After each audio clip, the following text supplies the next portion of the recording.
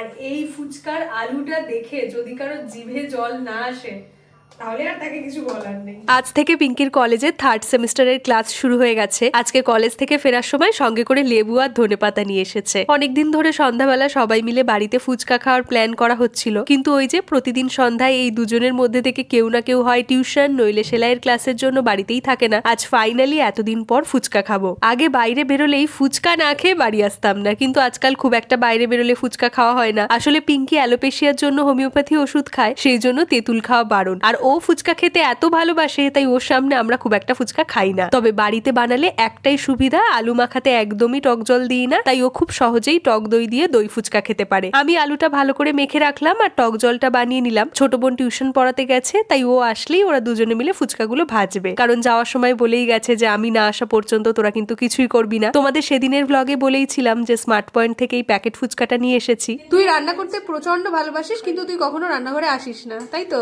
আরে আমি খুন্তি নাড়ি বলেই তো ভালো হয়। বাবা ব্যাস ফুচকাগুলো ভেজে নিয়ে টেবিলে সমস্ত কিছু একসাথে সাজিয়ে নিয়ে বসে পড়েছি। মাও দোকান থেকে চলে এসেছে। চলো আমরা এবার সবাই মিলে ফুচকা এনজয় করি। দেখা হচ্ছে তোমাদের সঙ্গে পরের ব্লগে। বাই। সন্ধ্যাবেলা এরকম বাড়িতে বসে শীতের দিনে মজা আলাদা।